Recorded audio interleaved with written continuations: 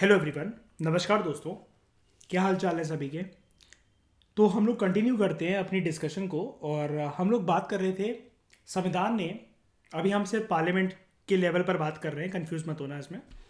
संविधान ने कुछ बंदिशें लगा रखी हैं और आप बोल सकते हो कि कुछ विंडो ओपन कर रखी है। विंडो इस चीज़ के लिए ओपन कर रखी है कि व्हाट आर द क्वालिफिकेशंस जिसकी वजह से एक पर्सन पार्लियामेंट के किसी भी घर के अंदर जाकर बैठ सकता है, चाहे वो लोकसभा हो चाहे वो राज्यसभा हो। जो बंदिशें हैं वो इसलिए कि इनकी जो सदस्यता है घर की, जिसको हम लोग कहते हैं ये मेंबर हैं पार्लियामेंट के हाउस के, वो जा कैसे सकती है, डिस्क्वालीफाई कैसे हो सकते हैं। तो हमने ये देखा था संविधान चाहे क्वालिफिकेशन की बात करें या फिर डिस्क्वालिफिकेशन की बात करें, संविधान ने एक मुख्य रूप से आज़ादी दे रखी है संसद भवन को, पार्लियामेंट को, कि तुम ना एक ऐसा कानून लेकर आओ जिसमें तुम्हें जैसे जैसे भारत का वक्त बीतता चलेगा, आने वाली जो वास्तविकताएं होंगी, जो रियलिटी होंगी, उसके अनुसार अगर तुम्हें लगता है कि एक एमपी ऐसे ऐसे आना चाहिए और एक एमपी इन सारे ग्राउंड्स पर डिस्क्वालीफाई हो जाना चाहिए, हम तुम्हारे हाथ इस चीज़ के लिए फ्री करते हैं, तुम उसके लिए कानून बना लो बेझिझक। तो हमने ये भी देखा कि पार्लियामेंट ने इस प्रकार से पिछले कुछ बीते हुए सालों के अंदर कैसे कुछ कानून तो एक ही बनाया उसने, रिप्रेजेंटेशन ऑफ पीपल एक्ट 1951 के अंतर्गत वो करा, लेकिन प्रोविजंस उसके अंदर बड़ी सारी डालता चला गया। जैसे क्वालिफिकेशंस की ही बात कर लें तो पार्लियामेंट के द्वारा 2 एडिशनल क्वालिफिकेशंस होती हैं, और डिसक्वालिफिकेशन की बात कर लें तो पार्लियामेंट के द्वारा 8 डिसक्वालिफिकेशन सजेस्ट करी गई है। अब ये तो हो गया संविधान प्लस पार्लियामेंट कि इन्होंने क्या क्या क्वालिफिकेशंस और डिसक्वालिफिकेशंस के ग्राउंड्स दे रखे हैं।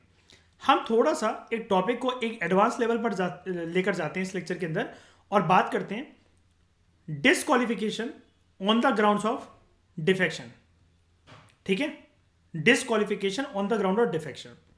डिफेक्शन का मतलब ये है बेसिकली पर्सन ने अपना दल जो है वो बदल लिया है, अपना जो दल है वो बदल लिया है, बेसिकली अपनी पार्टी की जो एफिलिएशन है वो चेंज कर ली है। अब इससे क्या होता है, जैसा कि हमने देखा था हरियाणा के ही मेरे ख्याल से वो एमएलए थे, हाँ हरियाणा के एमएलए थे गयालाल, याद है अश्प्रीत? गयालाल हरियाणा के ही थे ना, मैं सही बोल रहा हूँ ना, पंजाब तो नहीं था ना, हरियाणा, हाँ ठीक है गयालाल। तो इन्होंने क्या करा था, फोर्ट नाइट के अंदर, फोर्ट नाइट मतलब होता है हफ्ते भर के अंदर, 14-15 दिन के अंदर अंदर, 15 दिन के अंदर अंदर इन्होंने 3 बार पार्टी की अपनी एफिलिएशन बदल ली थी।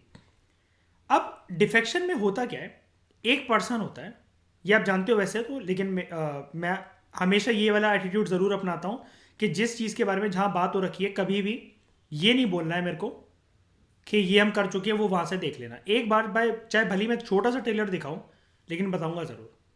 ग्राउंड ऑफ डिफेक्शन, एक पर्सन है वो किसी के पार्टी के टिकट के बेसिस पर इलेक्शन लड़ता है और वो इलेक्शन जीत जाता है, वो इलेक्शन वो पर्सन जो है वो जीत जाता है, I1। उसके बाद कुछ टाइम के बाद वो जिस पार्टी के टिकट पर इलेक्शन जीता होता है वो दूसरी पार्टी को ज्वाइन कर लेता है। इस पूरी प्रक्रिया में इस पूरी प्रक्रिया में ये चीटिंग किसके साथ है?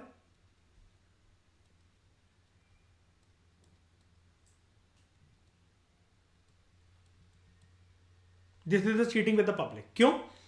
अगर अशप्रीत, शाइनी, जनता को अगर वोट देना ही होता इस पर्सन को, ठीक है, या किसी को भी, तो वो इस पार्टी के किसी अन्य पर्सन को दे देते। जनता ने तुम्हें इसलिए जितवाया था क्योंकि तुम इस पार्टी से एफिलिएटेड हो, राइट? कुछ तो देखा ही होगा जनता ने। जनता की भी तो एक आइडियोलॉजी होती है कि नहीं होती है ना? तुमने इसको ज्वाइन कर लिया, this is a kind of cheating with the public. पहले ऐसा होता रहता था, जैसा कि हमने पोस्ट इंडिपेंडेंस की एनसीईआरटी में पढ़ा था। गयालाल जो कि हरियाणा से एक एमएलए थे, इन्होंने इसी पॉलिटिक्स को खेला था और इस पॉलिटिक्स को एक नाम दिया गया था आयाराम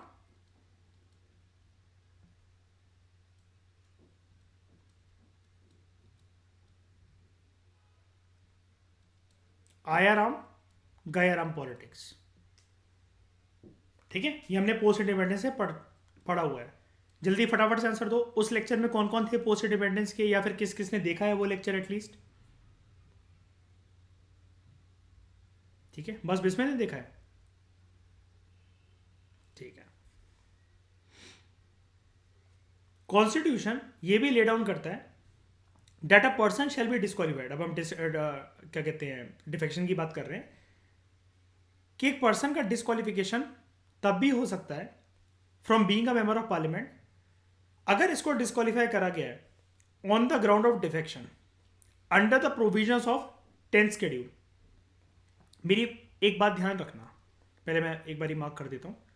10th शेड्यूल के प्रोविजंस के अंतर्गत ये आप एक चीज जानते हो, जैसे अगर मैं आपसे एक सिंपल क्वेश्चन पूछूं, बिल्कुल सिंपल क्वेश्चन,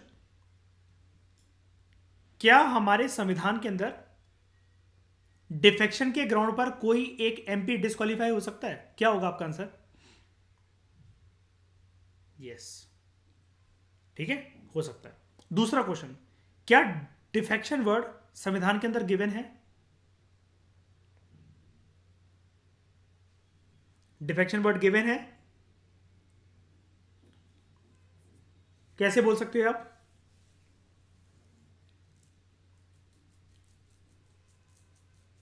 तो क्या गिवन है 10th शेड्यूल के अंदर? डिफेक्शन वर्ड यूज नहीं कर रखा 10th शेड्यूल में? करो नहीं तो बताओ फिर कॉन्स्टिट्यूशन में गिवन है कि ये नहीं है? ये नहीं क्यों बोला, पहले मुझे ये बात बताओ, कहीं पढ़ा है कि नहीं है ये?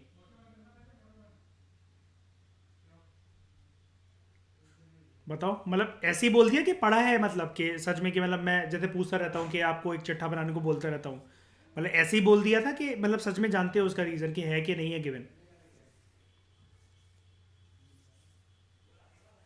हाँ, तो नहीं तो अब फाइनली क्या है? मैं तो तब का पूछा ही नहीं क्या कहते हैं जैद, मैं तो अभी पूछ रहा हूँ। कॉन्स्टिट्यूशन में ये वर्ड गिवन है? ऐड है, मतलब ऐड है ये वर्ड?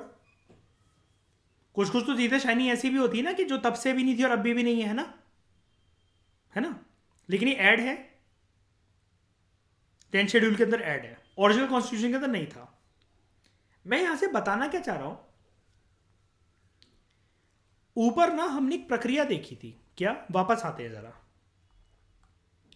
हमने ये देखा था डिसक्वालिफिकेशंस के ग्राउंड कुछ कुछ कॉन्स्टिट्यूशन देता है, और कॉन्स्टिट्यूशन ने यह भी बोल रखा है कि पार्लियामेंट अपने एक कानून की मदद से, एक एक्ट की मदद से डिसक्वालिफिकेशन के एडिशनल ग्राउंड्स पेश कर सकती है।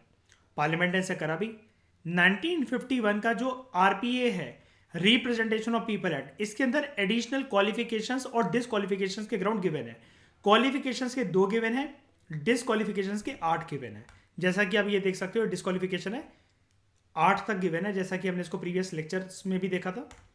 और अगर मैं क्वालिफिकेशन वाले भी साथ साथ फटाफट आपको दिखा दूं, ये 2 एडिशनल क्वालिफिकेशन के गिवन है, ये और ये, same using the powers under या making a law under representation of people at 1951।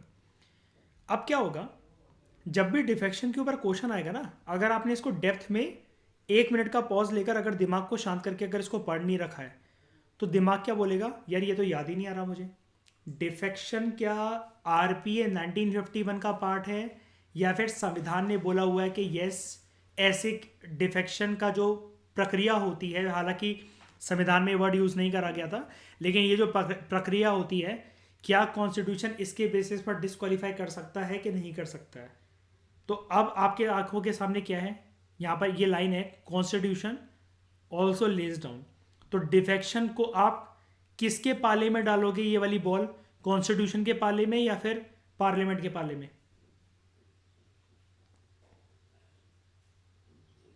Constitution. अब क्या है कि देखो, मैं ये वाली बात पता है क्यों बता रहा हूँ यार, आपका दिमाग क्या कहेगा, जैसे आप लोगों ने बहुत अच्छे से तैयारी कर रखी है, लिख लिख कर भी तैयारी कर रखी है, एक एक लाइन आपको, एक एक शब्द कॉमा कॉमा तक इसका याद है। अब आप ये कहोगे अर्शप्रीत, मान लो कि आप पेपर दे रहे हो, ठीक है, आप ये कहोगे नहीं यार ये डिस्क्वालिफिकेशन में नहीं था, क्योंकि पहली लाइन ही लक्ष्मीकांत के अंदर डिस्क्वालिफिकेशन के अंदर ये थी कि कॉन्स्टिट्यूशन जो है वो कंडीशंस देता है 5। आपका दिमाग कहेगा नहीं यार वो 5 है, और उस 5 में से मैंने एक में भी नहीं सुना है कि यार डिफेक्शन जैसी कोई चीज हो। फिर आप कहोगे यार आरपीए वाली मुझे याद नहीं आ रही, क्योंकि वो ना 8 थी, पक्का इन्हीं में से होता होगा कुछ ना कुछ, इन 8 में से ही पक्का कुछ ना कुछ लिखा होगा जिसके बारे में डिफेक्शन होगा, और ये पक्का फिर 1951 आरपीए का पार्ट होगा। यानी कि कुल मिलाकर आप 100 बातों की बात दिमाग ठहर जाएगा पार्लियामेंट की आर्ग्यूमेंट पर, लेकिन ये चीज गलत होगी। अब बताओ, अगर फ्लो के अंदर हम अर्शप्रीत इस चीज को अभी छोड़ के आगे बढ़ते, ये अगर ये क्वेश्चन बना के मैं दे देता तो गलत हो सकता था ना, बताओ। सिर्फ यही पूछ लेता मैं कि जो डिस्क्वालीफाई होते हैं कैंडिडेट डिफेक्शन के बेसिस पर एमपी जो होते हैं, ये प्रोसीजर किसने ले डाउन कर रखा है, बताओ सब लोग बताओ। हो सकता था, होने को हो सकता है ना क्वेश्चन गलत, ट्रैप बन सकता है ना बहुत बड़ा, है ना। क्यों, मतलब देखो पता है क्या है, पॉलिटी में ना दोनों बातें हैं। आप कहोगे कि एक टाइम पे आप बोलते हो कि एनालिसिस करा करो, फिर आप बोलते हो कि पॉलिटी में चीजें चेंज भी नहीं होती हैं, एलिमिनेट भी नहीं होती हैं। अब क्या होता है, पॉलिटी ना वास्ट है। लक्ष्मीकांत को सिर्फ संविधान समझने की गलती नहीं करनी चाहिए हमें, ये पूरा का पूरा संविधान नहीं है। अगर पूरा संविधान अगर हम प्रिपेयर करने जाएं, लॉ भी खुद 5 साल की होती है ग्रेजुएशन में, 5 साल हमें पढ़ने को लग जाएंगे इसको। हमें एग्जाम देना है 1 से 2 साल के अंदर, 500 दिन के अंदर अंदर हमें अपना प्रीलिम्स निकालना होता है, जो 0 लेवल से भी तैयारी कर रहा है, तो उसको ऐसे सोच सोच के चलना पड़ता है, समझ रहे हो। तो ये चीज क्या है, आज आपका दिमाग किस चीज पे सेटल हुआ, जल्दी बताओ मुझे जरा। ये डिफेक्शन जो है ये किसका पार्ट है? यस, मतलब उसने ले डाउन कर रखा है इसको, है ना। ठीक है, शायनी कोई दिक्कत किसी को भी? A member incurs disqualification under the defection law, कैसे, कब कब होगा, मतलब इस टॉपिक का मतलब ये है, कौन कौन आ रखा है, ठकुरवाइन, इस टॉपिक का मतलब ये है कि जब भी हम किसी कैंडिडेट को डिस्क्वालीफाई कर रहे हैं ना, तो डिस्क्वालीफाई, जल्दी बोलो ठकुरवाइन, किस किस बेसिस पे हो सकता है? एक तो कॉन्स्टिट्यूशन के बेसिस पर, दूसरा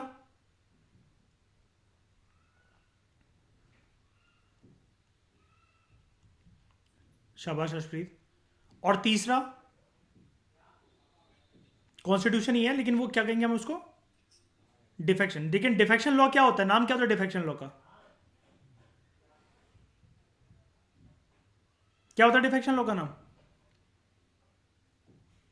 अरे भाई डिफेक्शन लॉ का नाम बताओ, क्या हो गया? एंटी डिफेक्शन एक्ट भूल गए?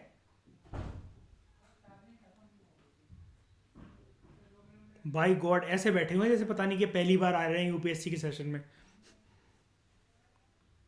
अभी यूट्यूब पे हाईलाइट करता हूँ सबको, रुक जाओ।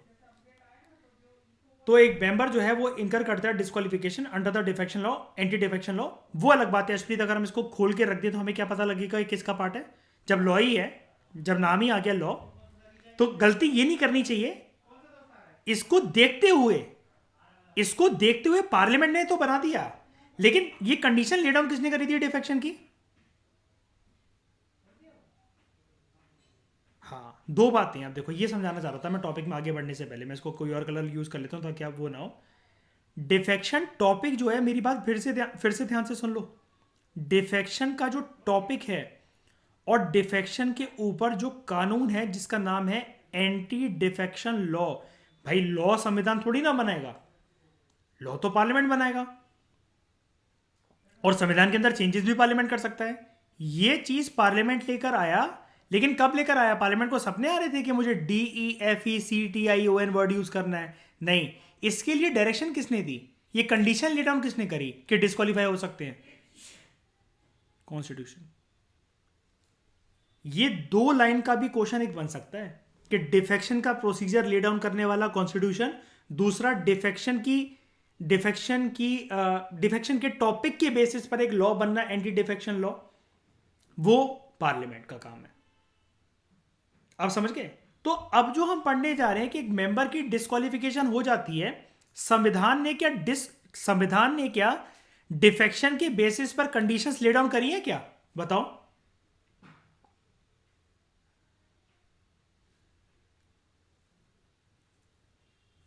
बताओ बताओ। करी है, कुछ प्रोविजंस दी हैं उसने, जो कि कहां पर गिवन है। और इसके ऊपर जो एक एक्ट बनाकर एडिशनल प्रोविजंस डाले गए, मतलब जो भी ये देखा गया, इसके प्रोसीजर को टाइम टू टाइम चेंज करा गया, थोड़ा अमेंडमेंट हुआ, कुछ भी हुआ, वो काम अभी तक कौन करते हुए आया और कौन करता रहेगा? पार्लियामेंट। और पार्लियामेंट ने टूल क्या यूज करा उस डिफेक्शन के इस 10th शेड्यूल को अच्छे से इंप्लीमेंट करने के लिए? कानून क्या बनाया, नाम क्या था उसका? Anti defection law. आज क्लियर हो गया सारी बातें?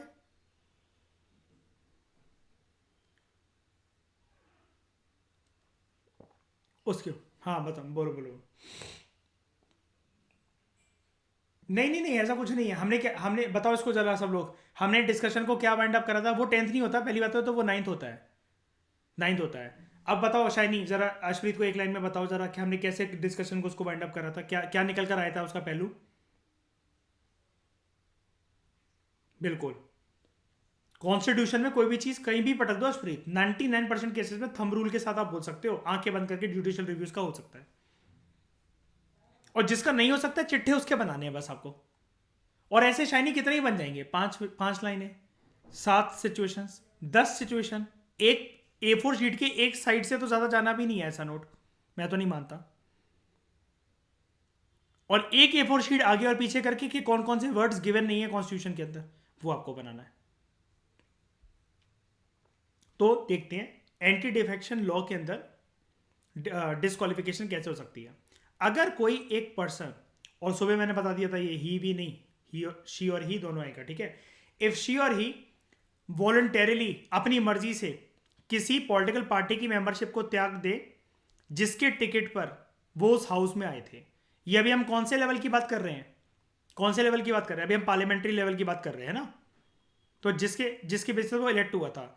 अब जो इलेक्ट हुआ था, क्या यहां पर दोनों के दोनों डिफेक्शन से निपट जाएंगे क्या राज्यसभा और लोकसभा के एमपी?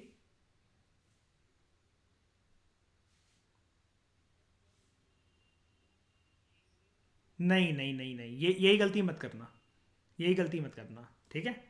क्यों अश्वित? भले ही इनडायरेक्ट इलेक्शंस होते हैं, लेकिन एक बार बताओ, पार्टी के साथ एफिलिएटेड तो होते ही है ना किसी ना किसी। नॉमिनेशन तो सिर्फ 12 हैं, कुछ निर्दलीय भी होंगे, चलो ठीक है, लेकिन पार्टी के साथ तो एफिलिएटेड राज्यसभा के अंदर है कि नहीं है? बताओ, क्या आप लोग ये मानते हो कि राज्यसभा के अंदर अर्पित सारे के सारे मेंबर्स निर्दलीय होते हैं नॉमिनेटेड के अलावा? नहीं ना। जो अगर वो सांसद होते हैं, संसद भवन के अंदर बैठे हैं, तो वो जो सांसद हैं, जो एमपी हैं, किसी ना किसी पार्टी के साथ एफिलिएटेड हैं कि नहीं है? उनका इलेक्शन इनडायरेक्ट हुआ क्योंकि वो बड़े हाउस, एल्डर हाउस के सेकंड चेंबर से वो नियुक्त हुए, इलेक्टेड इलेक्टेड घोषित हुए, मतलब इनडायरेक्ट भले ही वे में, किसके द्वारा? विधायकों के द्वारा।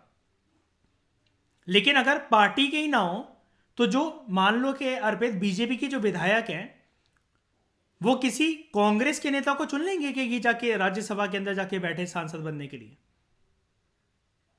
नहीं ना। तो अश्विनी ये गलती मत कर रहा, देखो हो रही है ना इसमें गलतियां हो रही है, इसका मतलब अच्छी बात है, इसका मतलब अच्छी बात है, दिमाग दिमाग ऐसे ही पकड़ता है एनालिसिस को धीरे धीरे करके। दूसरा, इसलिए कई लोग जो बोलते हैं ना कि लक्ष्मीकांत में टाइम लग जाता है, लिख लिख के कैसे पढ़ो उसको, वो एक बार की मेहनत होती है। रिवीजन को भी टाइम देना पड़ता है आपको, कि जैसे आप जिस दिन पढ़ रहे हो उस दिन तो एक ही बार लिख लो, अगली सुबह उठ के एक बार, फिर हफ्ते के अंदर एक बार, फिर दूसरा हफ्ता जो है उसके अंदर एक बार, फिर मंथ के अंदर एक बार, और 3 महीने के अंदर एक बार। इसके बाद ही आपकी लॉन्ग टर्म मेमोरी के अंदर चली जाती है, चला जाता है कोई भी चीज़, कोई भी topic.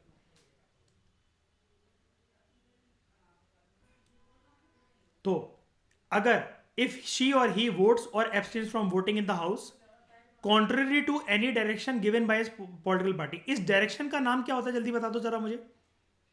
Very good, pro level के हो गए तुम भी सरदारनी। आज तो दिमाग सही टाइम पे चल रहा है। क्या वो रिलेशनशिप में आ गए क्या?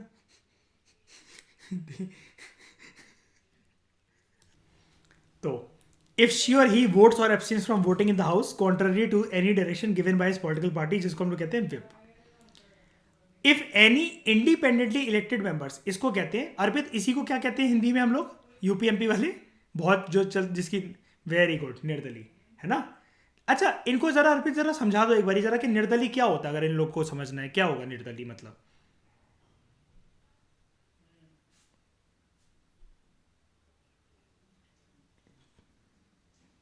बीजेपी कांग्रेस, ठीक है। हाँ, वेरी गुड, वेरी गुड, ठीक है, वेरी गुड, ठीक है। तो इसका मतलब सबको समझ में आ गया, मतलब वो किसी की पार्टी टिकट के सिंबल के बेसिस पे आपको कि छोटी पार्टी हो सकती है क्या, बड़ी पार्टी हो सकती है क्या, अर्पित कोई भी पार्टी के साथ होगा क्या, नहीं होगा। पार्टी मतलब वो क्या होगा कि किसी पार्टी से ज्वाइन करके किसी के टिकट पे खड़ा नहीं होगा, वो अपने खुद के इलेक्शन चुनाव पे चिन्ह पे खड़ा होगा वो अपने। हाँ, उसका वोट जाएगा। तो नहीं, मैं वही इनको बताना चाह रहा हूँ कि छोटी भी पार्टी हो सकती है क्या, जिसका नाम भी नहीं सुना हो किसी ने, छोटी लेवल पे पार्टी हो कोई हो, है ना, नहीं हो सकता ना ऐसा। अपना चुनावी चिन्ह होना चाहिए इसके पास, है ना। तो यहां पर यही है, इफ एनी निर्दलीय independently elected member joins any political party, ठीक है। अच्छा, आप मुझे इस लेक्चर के बाद ये पता करके दोगे, सब लोग, अर्पित स्पेशली आप भी मुझे पर्सनली, अर्पित आप बताना, आप इस पर ज़्यादा अच्छे से स्टडी कर पाओगे।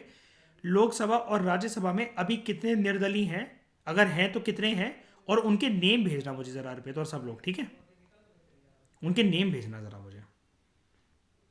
और अब ये मत कहना, ये मत लिख देना उस पर, ठीक है, आप लोग सब, कि निर्दलीय है वो इस पार्टी से, अरे वो किसी पार्टी से हो ही नहीं सकता, कल को इसको सर्च मारने लगो, समझ रहे हो अर्पित, मतलब मैं इन लोगों को भी कह रहा हूँ कि पता चला वो सर्च मारने लगे, सर पार्टी भी लिख कर देनी है, पार्टी तो लिख कर नहीं देनी है, पार्टी का होगा तो निर्दलीय कैसे होगा, ठीक है, ये चीज़ होती है। अच्छा, इसके लिए हम लोग हो सकते हैं खड़े अर्पित, अगर हम लोग अगर 25-25 साल के हैं और 30-30 साल के हैं तो हो सकते हैं खड़े, बिल्कुल हो सकते हैं। बस नंबर ऑफ इलेक्टर्स का आपको अपनी कॉन्स्टिट्यूंसी से एक सपोर्ट चाहिए होता है, और फिर आप इलेक्शन कमीशन के पास जाते हो, इलेक्शन कमीशन आपको क्या इशू करता है कुछ दिन के अंदर, सिंबल सिंबल देता है। हाँ, वो तो है ही पहले जमाना जब हो जाती है, वो तो है ही, ऐसा थोड़ी ना कुछ भी खड़ा हो जाए, क्योंकि किस में निर्दलीय, ये वाली लाइन कह रहे हो ऊपर, नहीं अशप्रीत, पार्टी दूर दूर तक नहीं होती है, पार्टी दूर दूर तक नहीं होती है, आप अकेले हो उसमें, मतलब हम सारे लोग ना, अगर आप हो तो हम लोग आपको सपोर्ट करने रैली वैली में आ जाएंगे, आप कोई पार्टी नहीं हो। इस बार, इस बार क्या कहते हैं, हाथ को वोट दें, इस बार झाड़ू को वोट दें, ये सब नहीं बोलेंगे हम लोग, हम आपके सिंबल के नाम पर बोलेंगे, समझ गए, मतलब आपने यहां पर खुद का सिंबल बना रखा है, आपने सिंबल बना दिया स्प्रीत अपना, मिडल फिंगर, मिडल फिंगर, ठीक है, कि इस बार मिडल फिंगर को वोट दे। अब वो अलग बात होती है कि ऐसे कोई भी चिन्ह को आप एक्सेप्ट नहीं करवा सकते हो, कभी कभार आपके ऊपर अर्पित आपको पता होगा लिमिटेशंस भी होती हैं, कि चुनाव आयोग आपको एक ऑप्शन देता है कि यही अवेलेबल है, इसी को चुनना पड़ेगा, क्योंकि वो ना क्लैश नहीं होना चाहिए। हमारे देश में क्या लगता है अर्पित, आप चुप रहना एक मिनट, आप लोगों को क्या लगता है कितनी रजिस्टर्ड पॉलिटिकल पार्टीज होंगी हमारे देश में, अर्पित कितनी होंगी, अराउंड कितनी होंगी बताना जरा इनको, नहीं एग्जैक्ट नंबर तो नहीं, एग्जैक्ट नंबर छोड़ो, मतलब वैसे कितनी होंगी, हाँ वैसी है, हाँ सारी मिलाकर रजिस्टर्ड पॉलिटिकल पार्टीज कैसी भी हो जाए,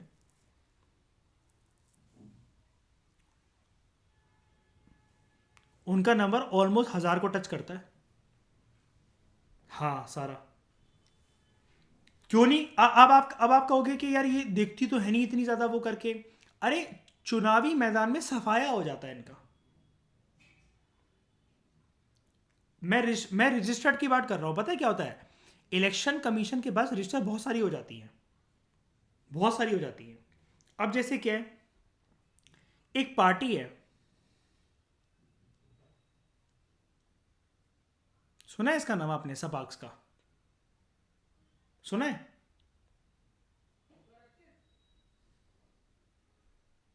सुना है इसने, आप लोगों ने किसी ने नाम सुना है इसका, नहीं ना, 2 बार ये पार्टी चुनाव लड़ चुकी है, ठीक है। अगर कोई भी निर्दलीय जो मेंबर है वो अगर किसी पॉलिटिकल पार्टी को कल को ज्वाइन करता है, मैं एक इंडिपेंडेंट इलेक्शन लड़ रहा हूँ और मैं कल को बीजेपी, आम आदमी पार्टी, कांग्रेस, सपाक्स अगर इनको ज्वाइन कर लेता हूँ तो मेरी एमपीशिप चली जाएगी। ठीक है, यानी कि क्या हुआ अशप्रीत, मान लो एक एग्जांपल बता रहा हूँ, आप निर्दलीय होकर एमपी बन गए, कौन से हाउस में जाना चाहोगे जल्दी बताओ? लोकसभा। भाई पावर की भूख है तुम में भी हैं। लोकसभा। और कल को करंट सरकार ने आपको बोला अशप्रीत हमारी पार्टी में आ जाओ, 200 करोड़ रुपए ले लो, क्या करोगे?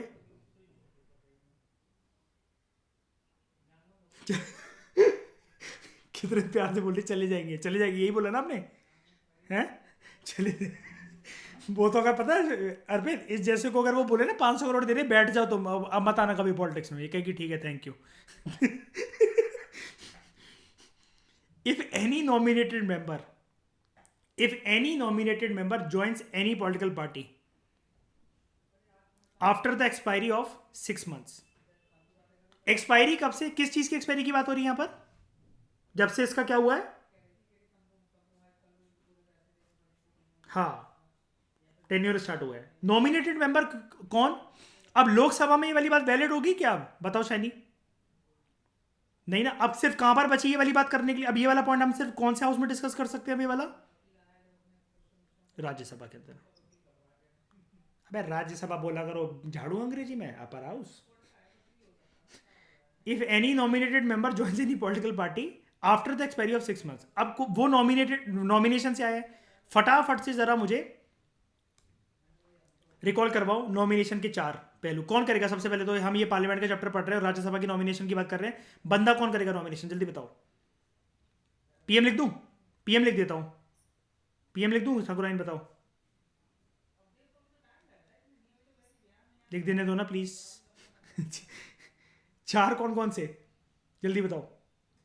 लिटरेचर, आर्ट, साइंस, एंड चौथा है सोशल सर्विस। अगर ये विधान परिषद होती तो गवर्नर का एक और पहलू क्या होता नॉमिनेशन करने का? Cooperative movement. शैनी कह रही प्राण ले लिए कि साल पूछते पूछते। शैनी आज तुम्हें प्यार नहीं आ रहा है मेरे ऊपर, लेकिन जिस दिन प्रीलिम्स क्लियर होगा ना, तुम किसियां देते देते नहीं थकोगे मुझे फ़ोन पे कि तुमने इतना पकाया नहीं होता ना, तो मतलब ये क्वेश्चन होता भी नहीं फिर मुझसे।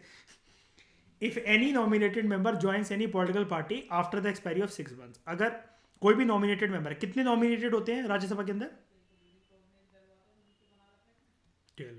ठीक है, सब भाई सब लोग, मतलब अशप्रीत ये आंसर पूछता हूँ मैं ऐसे मरे मरे के जैसे, पता नहीं वो नहीं होता कि अभी हमसे कोई ABCD पूछ रहा है, इतना इतना घमंड हो गया इन लोगों को अपने ऊपर कि 12 राज्यसभा, हाँ सुन लो, literature, art, science, social service, जैसे वो नहीं होता जैसे वॉल्यूम हम लोग वो एडिट कर देते हैं जैसे किसी चीज़ में।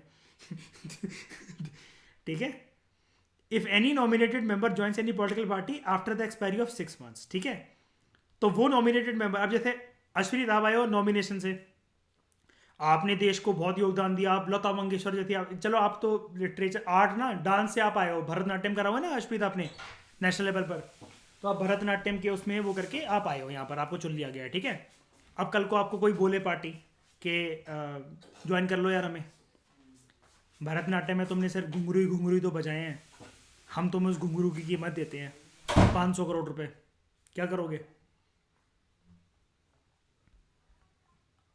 क्या करोगे? एमपीशिप चली जाएगी उस साल के लिए, मतलब उस टेन्योर के लिए चली जाएगी। ज्वाइन कर लोगे?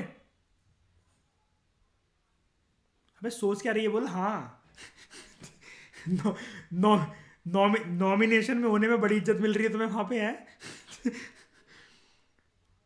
The question of disqualification under the 10 अच्छा ये सारी डिस्कालिफिकेशन होंगी किसके अंदर? 10 शेड्यूल के अंदर। ठीक है, ये कौन डिसाइड करता है?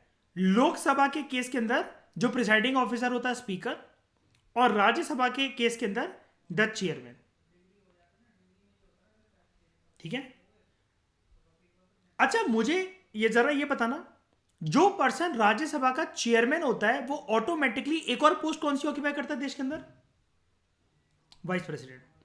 चलो ये वाली बात सबको पता है, इसमें जोश दिख रहा है देखो अश्विनी, देखो पता है ये पहली बार पूछा है, क्योंकि अब यही पकाते पकाते बोर कर दूंगा ना अभी 15 लेक्चर तक, आगे और चलेंगे। फिर कहेंगे हाँ ठीक है उपराष्ट्रपति होता है, ठीक है। इस ये चार जो हमने पढ़ी ऊपर डिफेक्शन के बेसिस पर, और ये गई 8 ये पार्लियामेंट के बेसिस पर, 5 ये कॉन्स्टिट्यूशन के बेसिस पर। अब मजे आए, ठीक है। तो it is decided in case of Lok Sabha by speaker not by the president of India, इसने लिखा हुआ है, लेकिन ये वाली बात हम जानते हैं। और शायद इसकी एक्सप्लेनेशन तो बहुत अच्छे से 11th क्लास में दे रखी है, अवर कॉन्स्टिट्यूशन एट वर्क है ना, बेस डेवलप करने के लिए वो चीज़ अच्छी है। लेकिन मेरे से बिना पूछे अभी आप किसी भी किताब को हाथ नहीं लगाओगे प्लीज़।